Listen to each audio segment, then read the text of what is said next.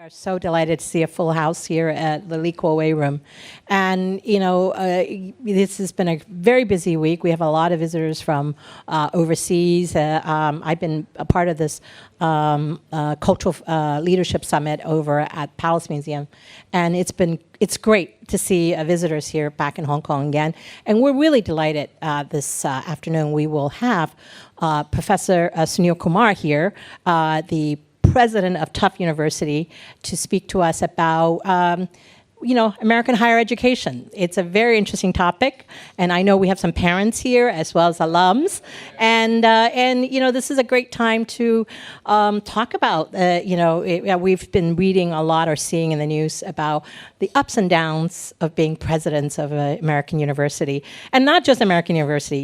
Last night, we had a program with the RMIT, so we're very delighted. We had the Vice Chancellor at RMIT joining us for the luncheon today. And last night, also it's no piece of cake being Vice Chancellor or running university in Australia either. And I think some of our university presidents here in Hong Kong would also agree with them. We've gone through our own ups and downs here. And so today is great to hear from Professor Kumar. And also welcome our Secretary Michelle from Secretary of Education. Thank you for being with us. And I guess it just reminded me, looking at Professor Kumar's CV, those of you know that prior to becoming president of Tufts, he was at Hopkins, a provost at Hopkins, and also at Booth at Chicago, so very much involved with that campus in Port Foulams. Sounds like you two know each other from before, old friendships. But thank you, both of you, for being, and then we're going to have a chance to hear from Professor Kumar and Ronnie after the lunch program.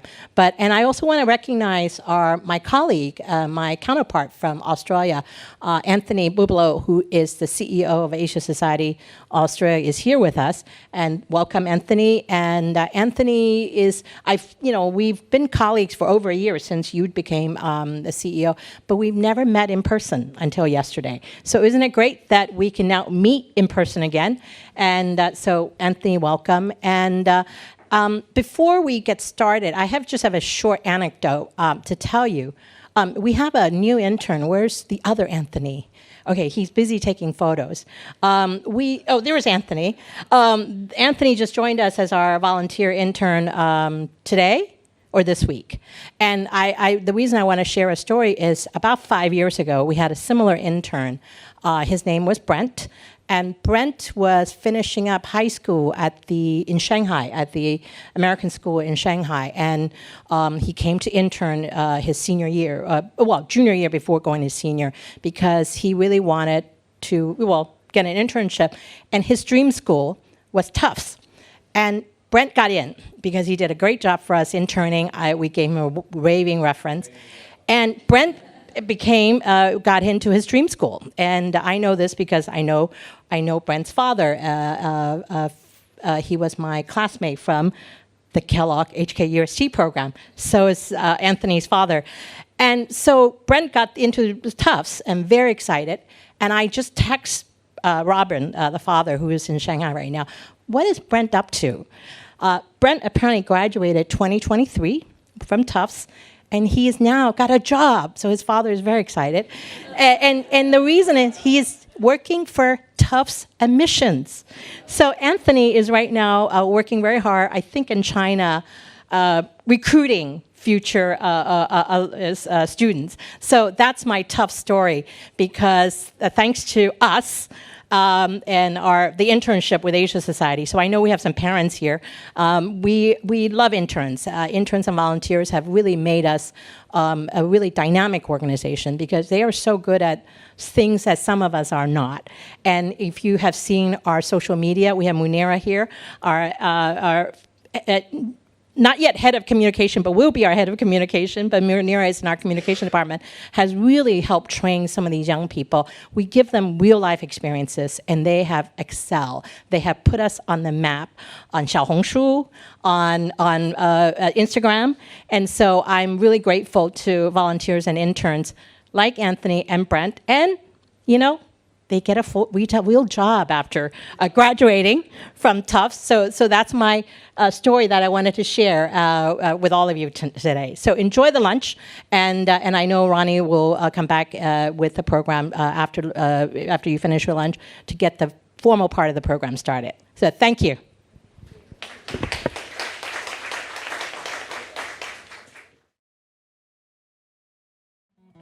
Anyway, let's get started.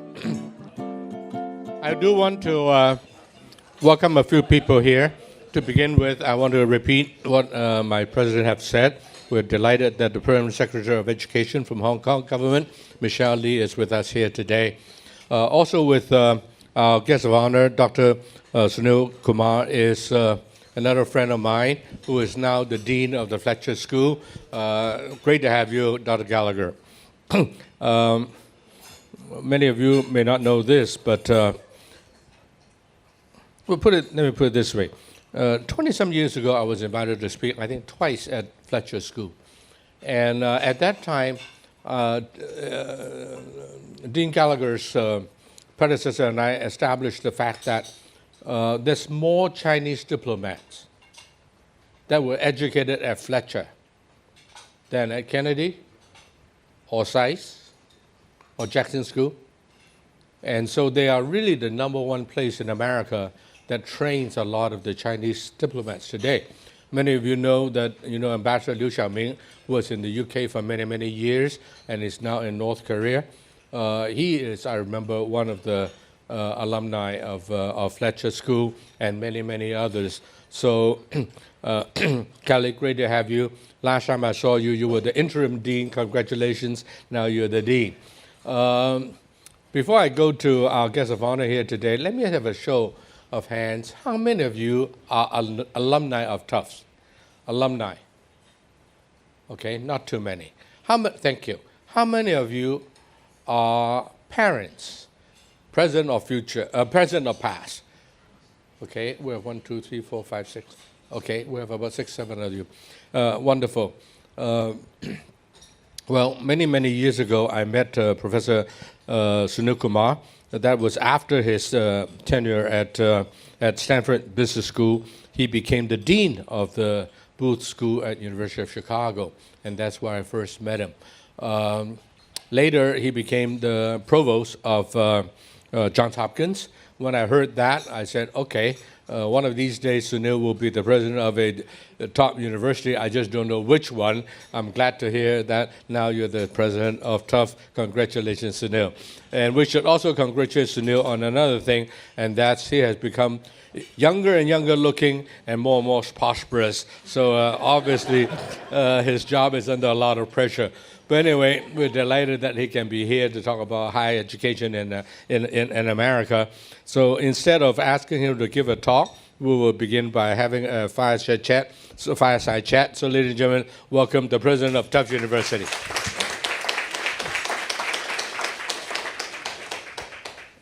Sunil, great to have you here with us. I always thought that you're a very, very smart man. Whenever you're in a room, ever since your days as the dean of the business school at Chicago, whenever you're in the room, he's always one of the smartest men there. And if you don't want to know about anything, ask Sunil, and he will have a reasonable answer. But how can you make a mistake like this one? How the heck do you agree to become the president of to be an American university, and this time? This is probably one of the worst times. I remember 10 years ago, unless you are a female, you don't even apply for a top university president job. You have no choice. You have no chance. Some of them turn out to be very, very good. A few others are not that well.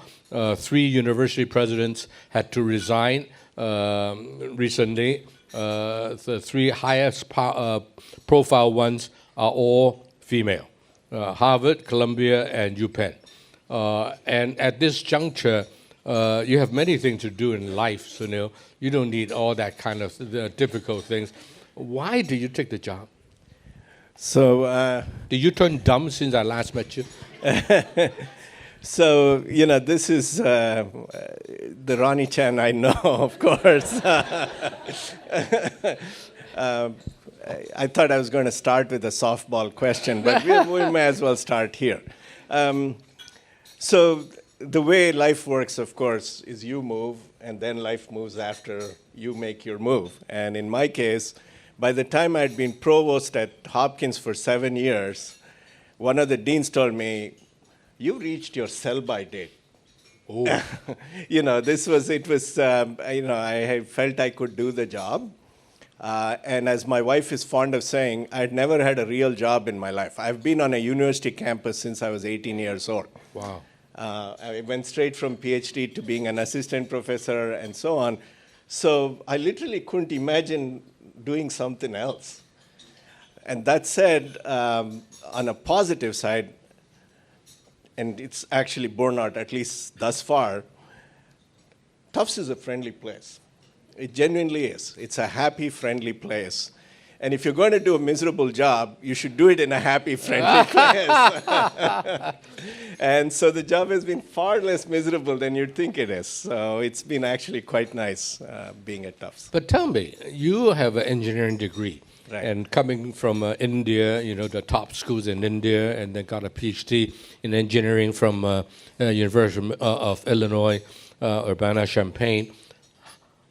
Why did Stanford make the mistake of hiring you as a business professor? So this is actually, it goes with I grew up in southern India, which has got approximately the same climate as Hong Kong. Kerala. No, I grew up in Karnataka, which is the next state over. But Bangalore. Bangalore. That's nice weather. Yeah, milder than Hong Kong. And so when I was in Illinois, there was a conference in Minneapolis, St. Paul in February. Ay-yo-yo. And of course, I was too dumb to realize why my professor said, "Why don't you take my spot in the conference?" And so I rented an old van, I remember. I rented a van and drove from Chicago to Minneapolis in winter. And there I met... You're not as smart as I thought you were. No, but there's a moral to this story, and especially for the parents in the audience, I think it's hopefully a useful moral. I got there, and it turned out the person who was lecturing, this was a winter workshop, was the senior person at Stanford. Oh. So I got to spend 2 weeks at close range with a person who was a giant in my field. And so if there was any momentary insanity in my hiring, you should attribute it to Mike Harrison, not me. Oh. So this was, and the moral here is, especially for your children in college, doesn't pay to plan. It really doesn't. Don't overthink. They should occasionally spend a February in St. Paul, Minnesota. So should we by the way, this is, I'm not kidding, this is not just Boston winter. St. Paul is different. Oh, that's different. And, minus 40. Right. Yeah, so that was it. For me, my entire life, if there's one thing I've done right, it is I've been too dumb to say no. Well, Right. now, there's a lot of parents here. They have been telling their kids, including the students at Tufts, to plan your life. Nope, Plan bad everything, idea, plan bad everything. idea. So what should they do? Not plan? Tell their kids to do something primarily because why not? Do something what? You should do at least one thing every semester where if somebody asks you why you're doing it, the only answer will be why not. Otherwise, you'll be only what you planned. If life is only going to be what you planned to be, it would be an incredibly boring world. So plan, but do also things without plan. That's correct. That's Right. correct. I don't mean to imply that you shouldn't have any plan at all. It is that I mean to imply that you shouldn't take your plan too seriously. But how? Sorry. So how did you become the dean of Booth School? Okay, so that's... By the way, George Schultz was a predecessor of his as the dean of the business school at Chicago. So I'll start with, it's the same story again. This is February in St. Paul again. There was a committee formed. I'm gone there. There was a committee formed to look at the curriculum at the Stanford Business School. Curriculum committees usually consist of, they spend 2 years reviewing the curriculum and come to the conclusion that they should add one course and take away another course and reduce another course by 2 units. And it usually takes two years to do. Two people, the guy called Gar Saloner and I, at the Stanford Business School were on this curriculum committee, and we wrote a relatively concise recommendation back to the university that they should abolish the core. So that got everybody's attention, of course, that, something that had been in place for literally 100 years was suddenly being told that Abolish the core. Abolish the core. No core classes. Correct. Okay. And we didn't get there. By the time we did all the usual politics of academia, you must have heard Henry Kissinger's joke about it. University politics are so vicious because the stakes are so small. Right. And so... That's right. So curriculum is I thought Wilson said that. President Wilson said, no? No, that's Kissinger. Henry. Oh, okay, fine. So anyway, this was... so we got some kind of compromise. Then nobody was willing to step up to be the dean, academic dean, to actually implement it. Again, this is February in St. Paul at Stanford, so I put up my hand. Oh. And said, well, if you let me, I'll try. And then... How do you do it for? How long do you do it? Less than 18 months before Chicago, because I had proven my irrationality by doing this, so they said, okay, here's a good candidate for dean. So Chicago hired you away. Right. Was it Bob Zimmer at the time or president? It was Bob. It was Bob Zimmer. Bob is a former president who is a dear friend of ours both. Unfortunately died of brain cancer recently. And his wife, by the way, is Iranian-American who specialized in the study of knowledge. And they were at my home one time. And I found that Shadi, this Iranian-American, speaks fluent Putonghua. So it is truly amazing when you have some smart people around. You never know what will come out of their mouth. How was your experience at Chicago? It was great. Chicago, the business school has no core. So at least that part worked with me. And actually, another kind of big picture thing here is a key, and the topic is of the relevance of American education. For me, the essence of American education is choice. Choice and flexibility. You get to do whatever the heck you want, literally. And every time I watch somebody squander that by doing something they could have done in any other institution anywhere else in the world, I just feel sad. And so for me in Chicago, the philosophy was our MBA students are grown-ups, all they need is choice. And that's always stuck with me ever since. And so it's... having gone through the Indian education system where you write an exam, the whole country is rank ordered. So in my case, I could get the institution, my rank was good enough that I could get the institution I wanted, but I couldn't get the major I wanted. So I took whatever I got, and then I had to study that. From that to where you can start off as an electrical engineering major and graduate with a degree in Spanish and philosophy.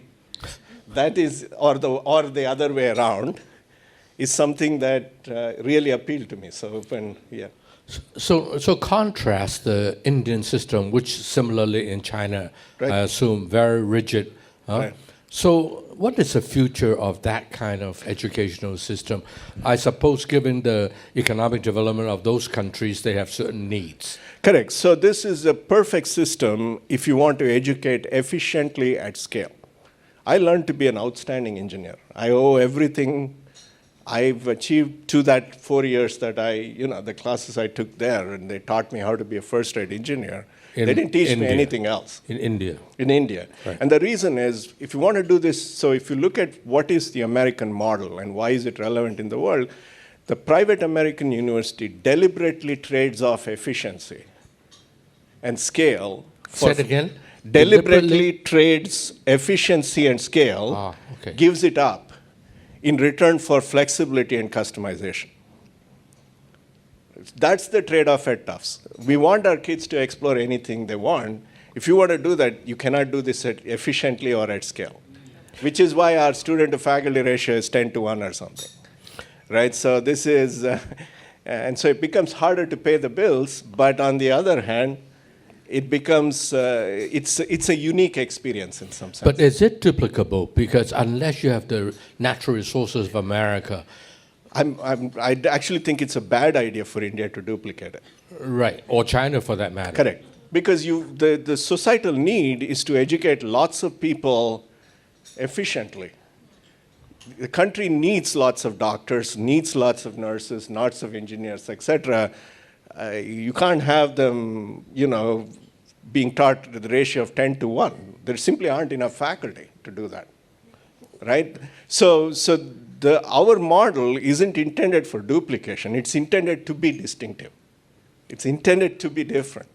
What about other medium-sized countries with a good history and background, like Britain, Germany, France? What model should they take? They cannot do either, it seems to me, the Indian China versus the United States. I think there's a wide spectrum of institutions in these countries, right? So if you take the UK, there is I spent some time at Churchill College in Cambridge.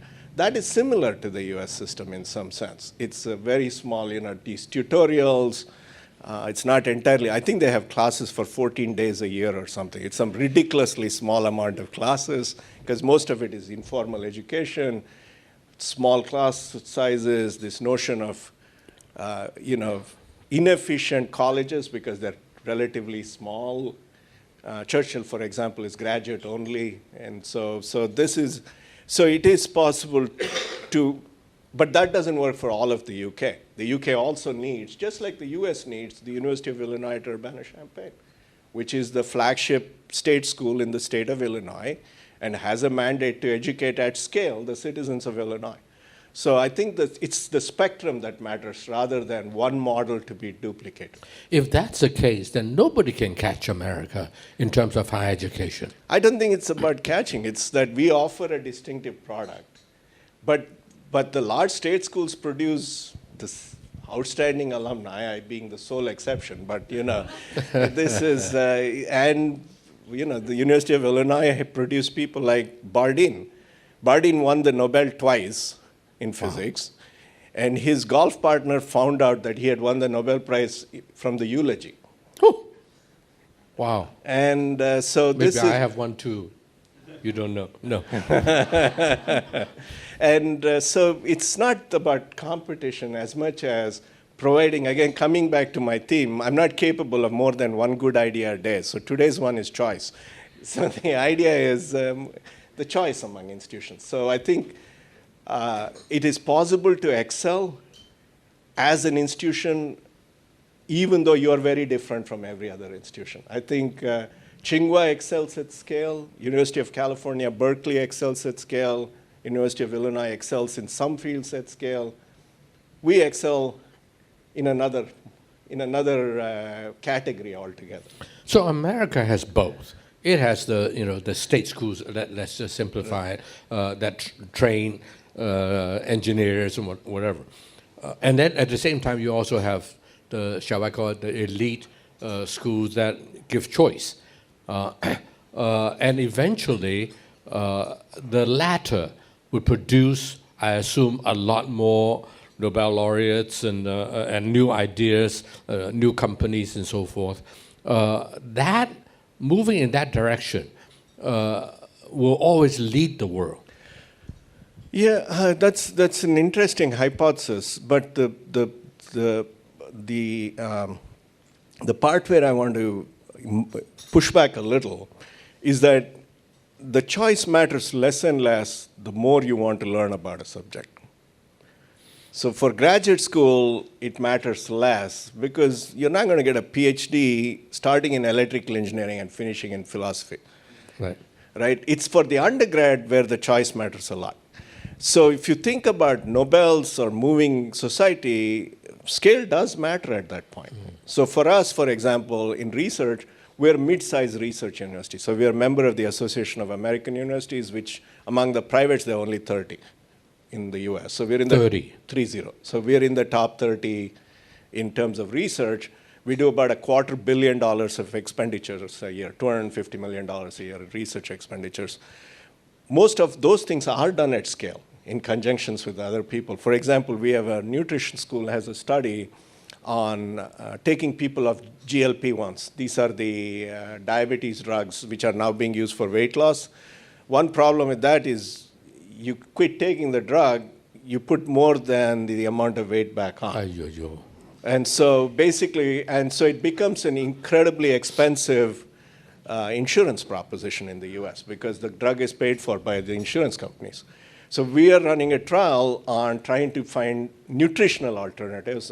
Don't look at my waistline. I'm in the category of do as I say, not as I do. You know?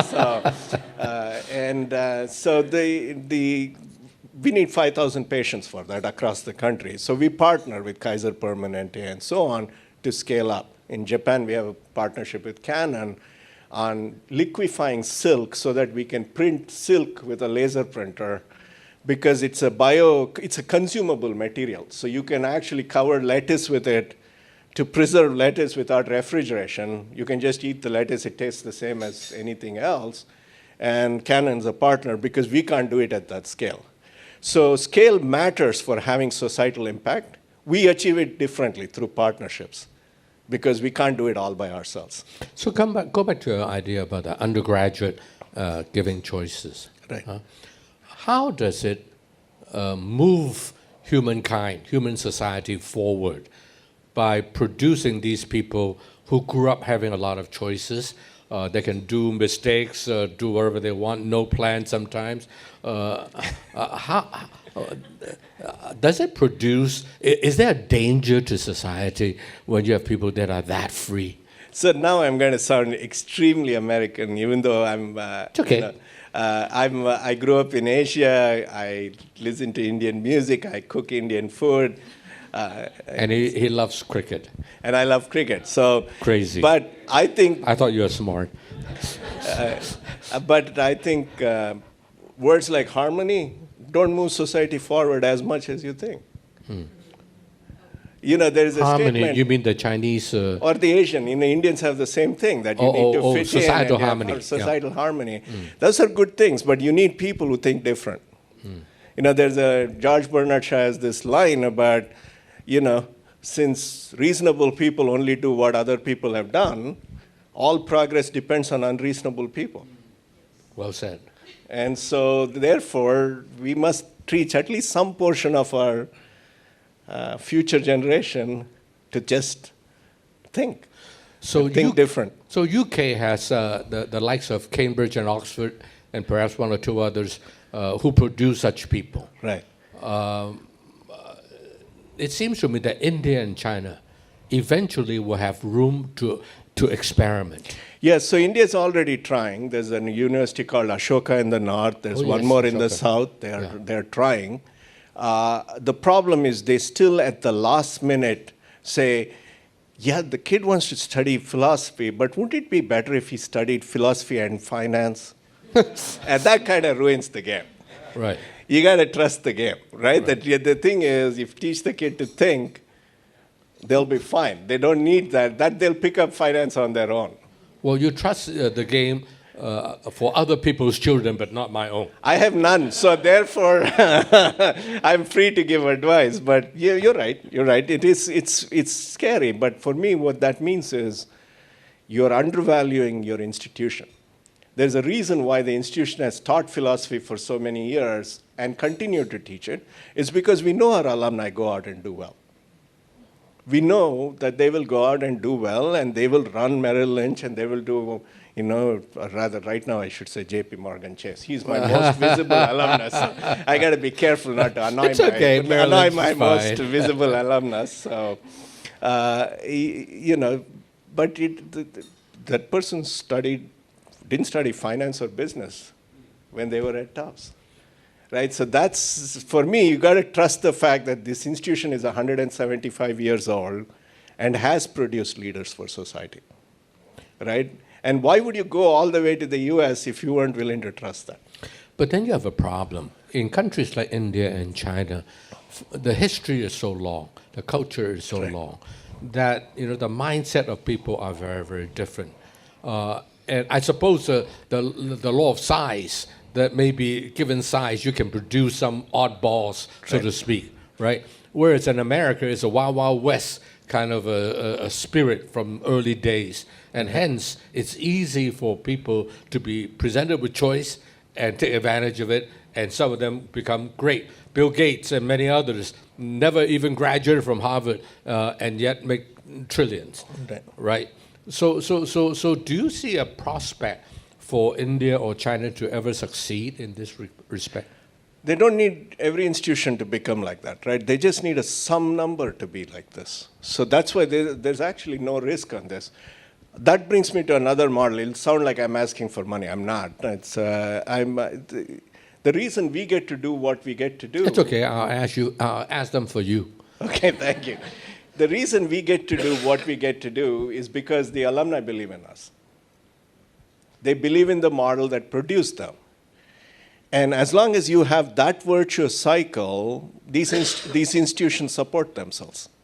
Somebody needs to support them long enough before that cycle kicks in. And for us, that is the primary reason why we can continue to operate these kinds of models.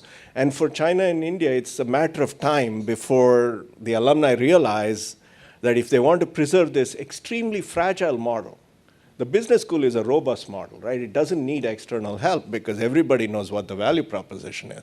The philosophy department is fragile that way. And so to do that, you need people who come out and say, I want that distinctive feature to remain, and I'm willing to do my bit to do that, right? And that is what keeps this sustaining. And the big countries, of course, they can produce 30 such institutions without much difficulty. It just requires first a few unreasonable people to start them, and a few more unreasonable people to keep them alive until the alumni come back and say, I had such a terrific experience. I want this for my next generation.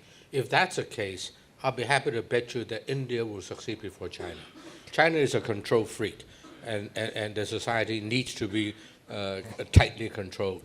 And so having an experiment like that has to be government-led, it seems, because any private sector who does that will be clobbered. And the government is not going to be smart and bright enough, bold enough to initiate. India, on the other hand, a friend of mine from Bangalore, I think you may know him, Venkatesan. Mm-hmm. Venkatesan, yeah. Right. He wrote a book on chaos is good. Right. Of course, in India you have no choice. Everything Correct. is chaotic. We have no order. To say chaos is good. But chaos does allow you to experiment along that line. Yeah, but that said, it's not happened as much as I would have liked it to have happened. But then who am I to decide what other countries should do, right? I'm not in the preaching business to other countries. I'm just explaining how my model works. So right? 10 years later, after you finish at Tufts, maybe you can go back to your mother homeland and help them do that? I've gone back every year for a long time, and every year they laugh at me. So I'm happy to go back and say the same things. They laugh at you. Why do they laugh at you? Because it takes a little bit for people to believe that this model actually delivers value. I've said the same story over and over and over again. And the only reason I say it is I deeply felt when I went to Illinois, and so one more of the St. Paul in February stories. The young people won't realize what I'm talking about. Blockbuster used to charge $1.95 per VCR tape. The University of Urbana Library, it was free if you had a student card. So I only got with VCRs? Yeah, so you could borrow a VCR and get tapes because you could claim you were doing educational stuff. But it turned out they didn't have the popular movies. And as a result, I picked up a taste for Japanese cinema, right? I still think Yojimbo is the best movie Kurosawa made. And, Kurosawa, yes. And so consequently, I realized I had missed a whole education, right? I don't mean this as criticism. I'd learned a lot of engineering, but I'd not learned to appreciate, in some fundamental sense, beauty. And for me, that was when I realized, well, at least some people should have this opportunity. I'm not blaming my government because without the government, I wouldn't have even gotten the engineering degree. My engineering degree was free. I'm very grateful for that. But at least some people should have the choice to appreciate art and culture and music and so on. And that's since then I've been saying the same thing. It'll eventually happen. I'm only 57 years old, so there's still time. So where would you want to take Tufts? It's in your hands now. You're the president. You can do a lot of things. Where do you see Tufts in 10 years? Would it be Harvard #2, or what will happen? So the first thing I can tell you what it won't be. It would be a mistake for us, for Tufts or for Fletcher, to want to be anybody else. For 175 years, we've been Tufts. We will remain Tufts. So Tufts has some unique qualities. We have a small undergraduate program. So we look like a small New England college. So if you came to our campus, you'd think we were Williams or Middlebury. Williams has only, what, 2,000, 3,000? 400 a year. They take 400 students a year. So, and we give that impression. We give that impression, even though we have a P&L, our overall top-line revenues exceed 1.3 billion. Right? So we are a very large university that has an ethos of appearing small, because we believe that that is important for us. We have outstanding researchers, but we put the student first. Right? We do not believe that research comes at the expense of the student. So we have a deep ethos that we want to keep. We don't want to change any of those. So for me, in 5 years' time, Tufts has to be better at being Tufts. What does that mean? So let me say a little bit more. There are 3 ways in which Tufts has kind of strayed from its original mission. We were founded as effectively a blue-collar alternative for Harvard. It was for all the people who didn't get into Harvard. And we've lost sight of that. We should go back to those roots. We should double down on this. It's not our interest to try and be Harvard. We want to be the place where people can afford to come and get this access to this flexible, very high-touch private education, even if they can't afford it. So for me, that's one way in which we can serve our original purpose. So increasing access to Tufts will be an important thing for us. How much is your tuition now? Our tuition is now close to $60,000 a year. Okay. At Harvard would be 80? We're all within a few $1,000s of each other. We're all within future. We all look at each other and write up on the board. Sorry, yeah, somebody calls and says, "Oh yeah, Cornell just announced," and they say, "Okay, knock off $1,000," and that's our. And the reason is the posted tuition only matters for people who can afford to pay. Because if we admit people to Tufts, we will meet full demonstrated financial need. So if somebody can't afford, but the problem is we can't take too many people with need. And so in that sense, we have drifted away from our original founding thing. And it's a mistake for us. We need to go back to that. So that's one. The second is we need to do more than our fair share for some of the world's most important problems. So even though we are small, we have enough talented people, both faculty and students, who can make a difference in the world by partnering, by working with others. Example is Dean Gallagher here, Kelly.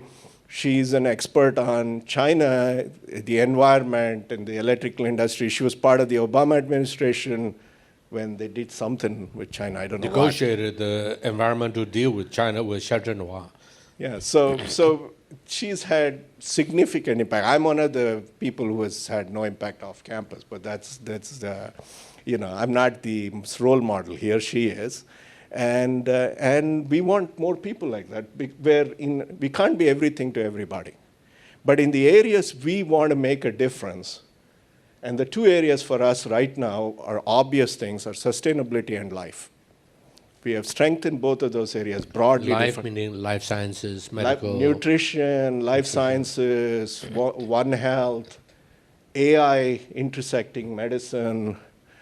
So there are lots of areas. In those 2 areas, we believe we can have, as we have done in the past, substantial impact on the world, and we want to have that impact. Well, you said a budget of $1.3 billion. Right. Does that include the medical school? It includes the medical school, but not the hospital. Okay, fine. Right. That's critical. Right. Explain that to everybody. So in the US, academic hospitals rarely ever make money. And so for us, No, our you're hospital, wrong. They always lose money. I'm on the record. And so I'm on the board of the hospital, but it's an independent system. And so it's nonprofit. For us, private in the US doesn't mean that we make profit. In fact, none of us make any profit. But we have a medical school which uses the hospital for training our MD students and our residents. So the hospital stand alone, does it lose big money? And if it does, who pay up? So it has lost some money. That's on the public record, but has now turned around. They're back in the black. So they're positive EBITDA. They had a balance sheet that got run down, so they are completely independent. The university does not backstop it. How many beds do you have? About between the 4 hospitals, about 1,000, I think. So it's not that big It's not that big. compared to Harvard's So if compound. we would be the 3rd largest in the region, after Harvard and Beth Israel. And who's the second one? Beth Israel, which is also Oh, Beth Harvard. Israel. Beth Israel. Yeah. Beth Israel is But I also thought Harvard. Beth Israel was part of the Harvard compound. No, Harvard is the same system as ours. That is, the Harvard Medical School does not control any of the hospital systems. They're just affiliated with them. Right. So the 2 Harvard-affiliated hospital systems are MGB, Right. Mass General Brigham, and Beth Israel.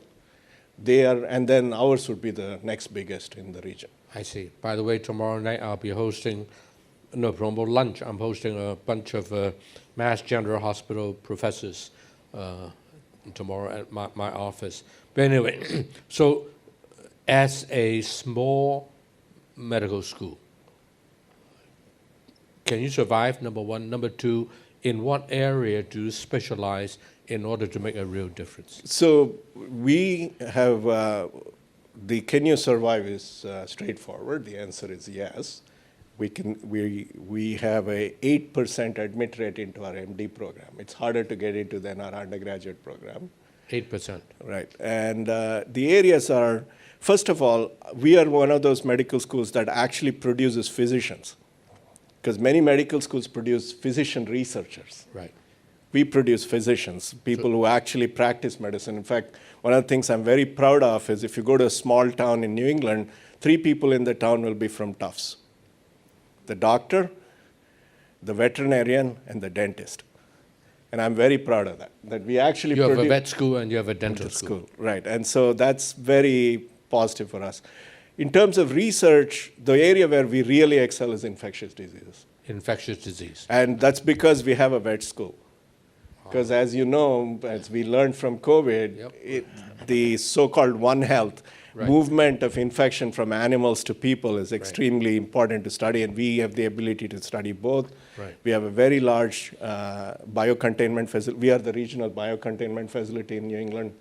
So that's an area we have significant strength. Neuroscience is another area where we have significant strength. And the third is nutrition and its intersection. We have a large program called Food is Medicine on controlling metabolic diseases through nutrition. And there, again, we have substantial strength. Very good. Well, anyway, the infectious disease, many of you may not know this, but historically, 70% of the flu that go around the world come from southern China. And that's primarily because of the proximity between human and the animals. I think that situation has been changing. For example, increasingly more flu is coming from the rest of the world, such as Mexico or even North America and the United States. But anyway, that's really an area that is very, very critical. The other area is you mentioned, is what, besides life and Sustainability. Sustainability. So, for example, here's a shameless plug. It's okay. We have a tissue engineering program that does synthetic agriculture. So what that does is basically we can do beef, salmon, chicken, grown from cells. So these are not, they're not fake meat like, beans being treated with chemicals. It's actually genetically identical to a chicken cell. We just grow it in a vat and put a substrate on which the thing grows so that you can cut it with a knife.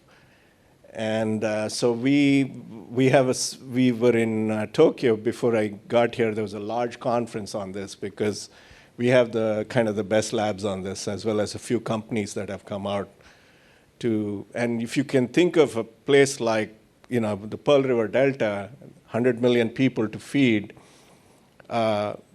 technology like this will prove incredibly useful because it's resource-wise. Right now, the problem is cost. It costs us something like $100 a liter to produce this thing, which is just too expensive because it's several times. But just 5 years ago, it was $300,000 to make a hamburger this way. $300,000 to make one hamburger. Now? Now we're down to about $60. It's still high, but in 5 years, you've dropped that many zeros. We just need to drop one more zero, and we are there. Forgive my ignorance. Is that considered as genetically modified? Nope. You can genetically modify if you want, but you can use unmodified cells to grow them. You just have to knock out the thing that cells have a way of clock on which they die. You have to knock that out. But other than that, you don't have to genetically modify the cell.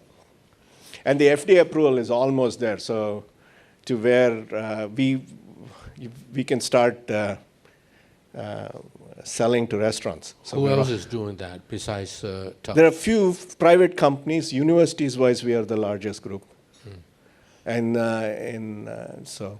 Can we turn now to another subject, and that is the Fletcher School? Right. The dean is here. Oh. No, she had an interview with the South China Morning Post, so she's gone to do that. This is much more important than South. No. Anyway, okay, then you have to fill in. Right. Tell us about the Fletcher School. Not everybody here knows enough about it. So the Fletcher School is 90 years old, so it's a relatively recent part of our university. Most of our schools are older than that. And was started as a joint program with Harvard. And since it moved over about 50 years ago entirely to Tufts.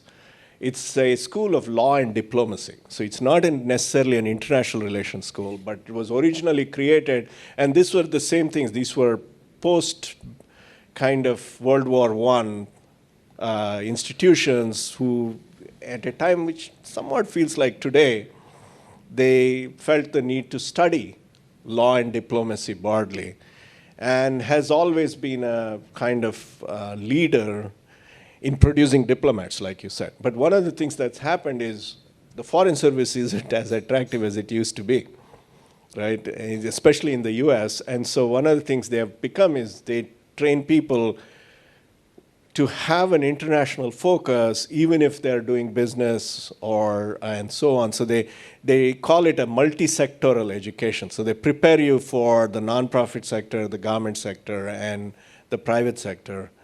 They don't do much of the law stuff anymore. They were originally set up to write international law, but given all that's happening, it's less of that.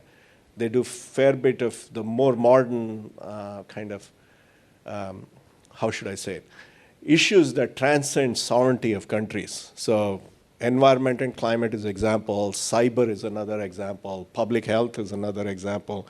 They have, for example, the intersection of public health and diplomacy, which is a kind of unique angle for them. And they have tons of alumni in this region.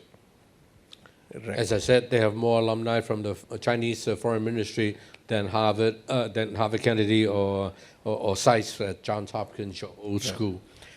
But I wonder if we should open up to any question. Some of the parents may be dying to ask some questions, or former students may have their set of questions. Any from the floor? Yeah. Vladimir, you shook off from Australia. That's right. I have a provocative question about AI.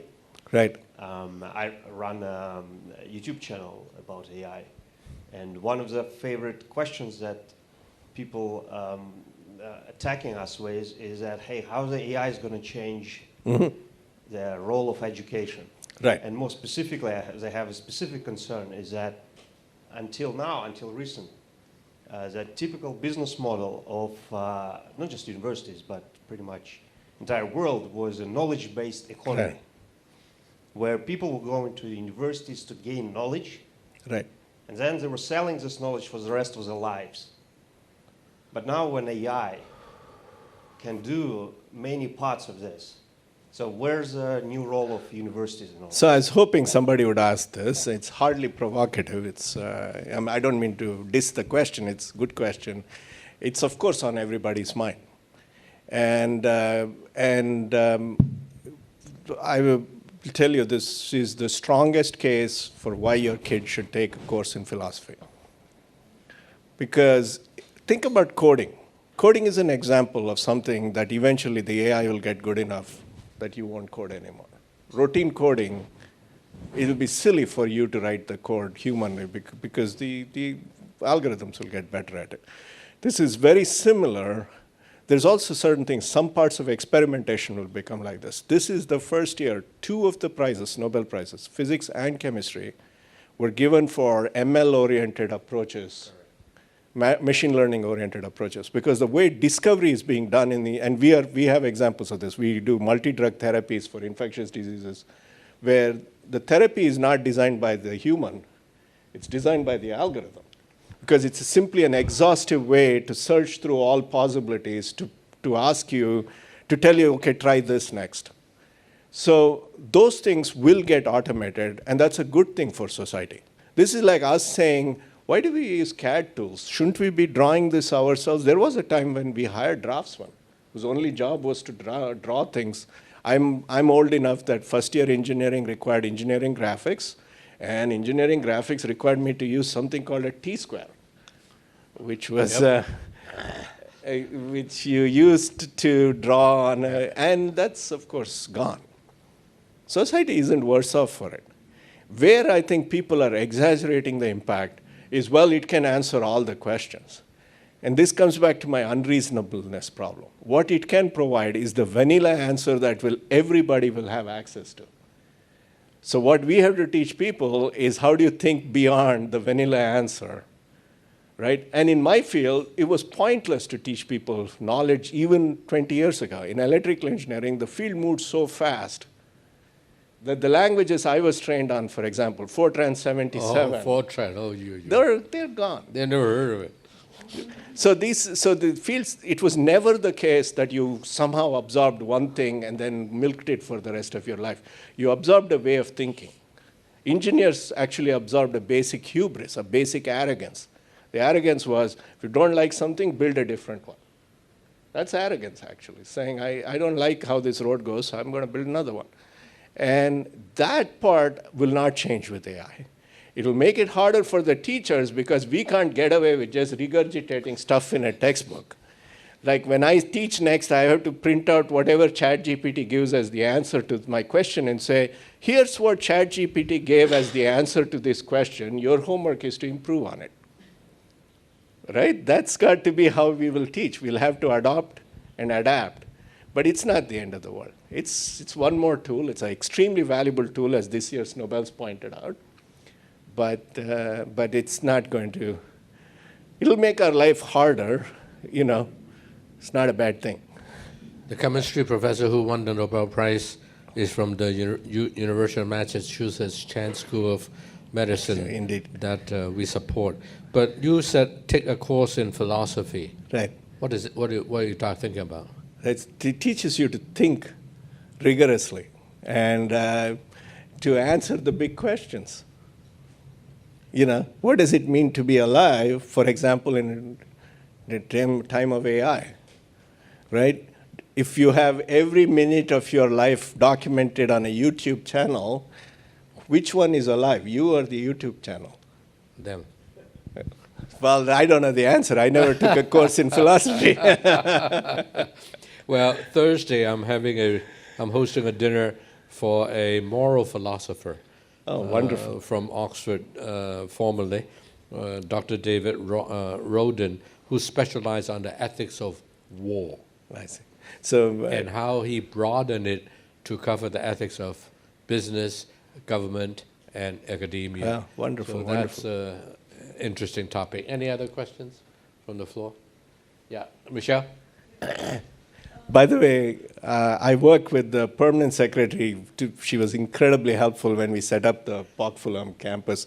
She was the person who drove me out to the site. The first time I saw the site was in your car. Oh, you took wow. us in your personal car. I remember this. Wow. 2011, I think. Thank you, Michelle. Good job. Thank you, and really pleased to have you back. You said that one of the distinctive feature of the American university system is choice, which Right. I totally agree. Actually, I'm also a beneficiary of the Stanford Business School, Right. the GSB. Right. I just wonder, whether there's scope for interinstitutional collaboration to broaden choice, rather than to have one single university to offer the different choices, So- and also across geographical boundaries. Whether your university is also ready to broaden the choice for our Hong Kong. Without question. Without question. What the classes at RMIT in Melbourne? So without question, we are very open to that. And locally we do a lot of this. For example, it's possible to get a Fletcher, what they call a MALD, which is their basic professional degree, and a Dartmouth MBA at the same time. So, and a lot of people do that, and it's only 60 miles away. It's 6-0. 6-0. So that's an example where so we are very open to this, where we would like our students to spend time abroad, learn more, because it fits with this idea of broadening your mind, learning to think. It's important for you to be in cultures, and in fact, my first year incoming speech, it's called the matriculation speech. I always say, if you left feeling comfortable the entire time you were at Tufts, we have failed you. Right? They should go out of their comfort zone. They should go to places there they learn something where they don't speak the language, etc. So we are very open to that. Yeah. So would you consider Harvard-MIT collaboration where you can take classes at will from each other, part of that? Yeah, they wouldn't like it as much, I think. But for example, MIT's clinical trials portfolio runs through our medical school because they don't have one. Oh, the clinical, they don't have the So our hospital. CTSA grant is joint between MIT and us. So because we have a hospital and a medical school, they don't. And so, but they have a biology department that does work that's related to life sciences. And so that's a partnership, actually. So. Very good. Dory?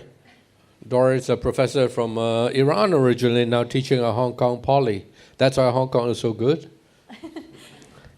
And your president, by the way, will be at dinner tonight with us. Thank you for the for sharing your great insights. I was wondering if the way universities in the U.S. are now attracting international students has changed a bit due to geopolitical issues, and if Tufts or other universities are as attractive as they were before. I've had guest lecturers from American universities in my classes, and my guests have generously offered to share information about American universities, Purdue, and included, for example, and students don't want to consider American universities, and they are good ones.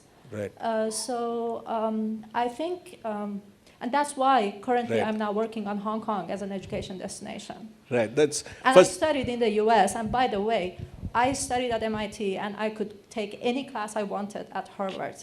Right. And they could take any class they wanted Right. at our university. Yeah. Right. So thank you for that question. So I expected this question, so I did some, facts always help. And so the State Department issued more F1 visas last year than in 2019. The F1 visas issued to people from the mainland increased by 20% compared to 2019. That is, more people from the mainland went last year than before the pandemic. So the rhetoric and the data don't seem to align. We have not had, now Fletcher has had some decline from the Chinese government officials coming. That part I grant you, that the Chinese government officials, fewer are coming to the Fletcher School. For example, we get 20 people a year from the Japanese government who come, from the Japanese Foreign Service who come to Fletcher. So it has had an impact, but it's not as big as you think. That said, it would be great if Hong Kong became an international destination, because you will never get an American, at least you shouldn't trust an American who would say competition is a bad thing. The better the rest of the world gets, the better it is for everybody. So I would be strongly in favor of fewer people or more universities attracting more people around the world. This is good for everybody, including the US. But right now, this year at least, if you look at the State Department statistics, the evidence is not there that somehow people have backed off from the mainland. So about 90,000 visas were issued to the mainland this year. And this F1 is brand new students coming in. Just a little fact for you also, Sunil. Hong Kong is the only city in the world, according to one study, that we have 4 universities in the top 55 in the world. Right. And the latest study showed that we're the only city that have 5 in the top 100 in the world. Right. So Hong Kong has something going for us in higher education, and it would be foolish of us not to take advantage of it. Exactly. I mean, so and it's good for everybody to do that. Yeah. Alice? Sunil, I want to kind of now turn, I love Dory's question about students going the other way, but how about students coming from US to this part of the world? One of the things we know for a fact, in fact, this weekend I entertained one of my alums, an Indian American who is doing Fulbright in Taiwan. Mm-hmm. And his first choice was Fulbright in Hong Kong, but he cannot because Fulbright now consider us part of China. So my concern has always been, do you see that trend changing? I mean, 3 weeks from now we have our world there is an election, as you know. Really? But I'm just, that trend of the other way. Right. And right now the rhetoric is not just the other way, but it's also rhetoric of how I was back in my alma mater, Ohio State, about a month ago, and the rhetoric is not to come to study in this part of the world. So what are you? Again, the facts are stunning. So for the 90,000 F1s that went in one direction, it was less than 100 that applied for permanent student status in the mainland from the US this year. The imbalance is stunning, actually.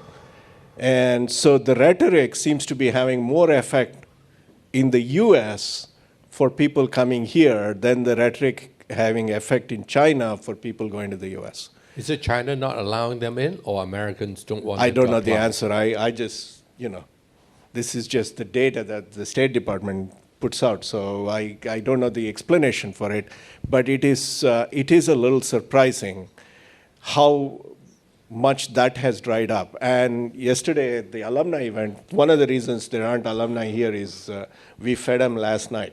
Oh. And so the same question came up, and saying, what are your thoughts as a university? How can we say anything other than engagement and understanding is a good thing? Right? That's always been the case. When I was at Hopkins, the Nanjing Center of Hopkins was set up in 1980. Right. I was on the board. Yeah.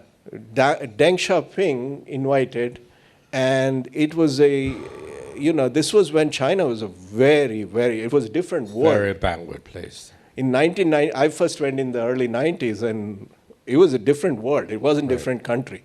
And yet, Hopkins had set this up, and it continues to operate it. And it continues to have special dispensation from the government to operate the way it did in the 1980s, which is it has an incredible amount of freedom. And so that kind of engagement has got to be a good thing. I mean, I know it sounds a little Panglossian given all the rhetoric that's going on, but hey, I'm in the Panglossian business. I train people for a future, right? So anyway, that's how I think about it. By the way, the first Hopkins Nanjing Center was the first library in China that was OpenStack. That is correct. It remains the same way. There is no censorship of the books in that. Right. Sebastian? Supreme Court decision. Right. This past admissions year Right. is the first time that, we implement the Supreme Court decision. Right. And clearly minorities have come down dramatically. Right. And while Asian Americans have gone up.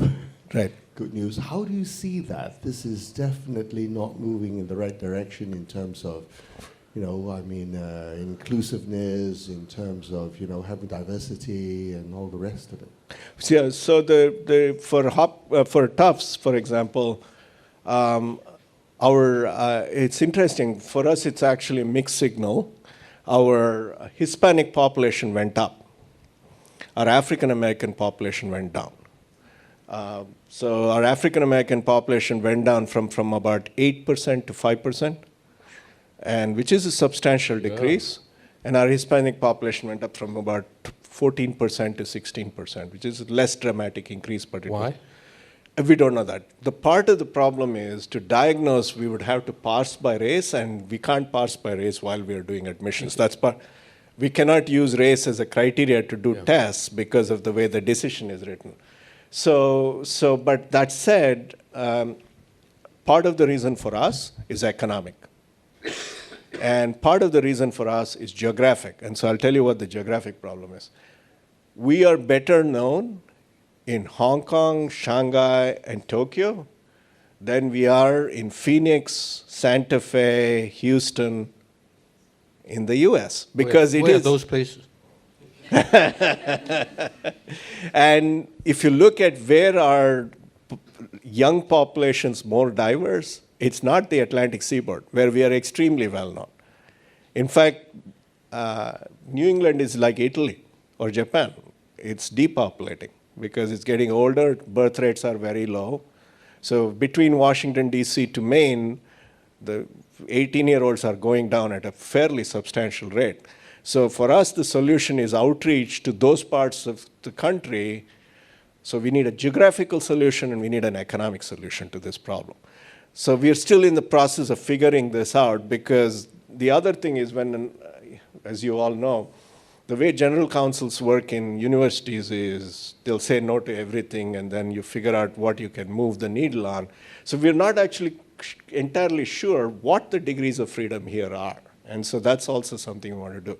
What hasn't changed for Tufts is, and I brought this up in the beginning, we were intended for the people who would not be allowed into Harvard. So minorities in those days included Jewish people and so on, were the reason why we existed. And so we don't want to give that up, right? We don't want to give that up. How many alumni attended your event yesterday? I'm just curious. Maybe 70, 60, 70. Not bad. Right. That's not bad. Right. Free food helps. No, I'm kidding. Last questions? Anyone? If not, let me also introduce my longtime friend, Sarah Judge. Sarah was, by the way, in case you're unaware, there's an organization in New York City called the China Institute, founded in 1926 roughly, and one of the very earliest president was Liang Qichao. And 70 years later, Sarah became the president of China Institute when I first met her, and she has been now with university for the last, 15, 20 years? 4 years, well, that's with Tufts. Yeah, before that she was at an inferior place called Princeton. So Yeah. Anyway, okay, I think this is wonderful to have a discussion. Thank you very much, Sunil, for coming. I think we all have learned a lot. For those of you who want to have a chance to talk to Sunil, you're not allowed to leave yet. Give another 10 minutes for people to interact with you. A lot of your students and as well as parents would probably like to meet with you. So, ladies and gentlemen, a round of applause for Sunil Kumar.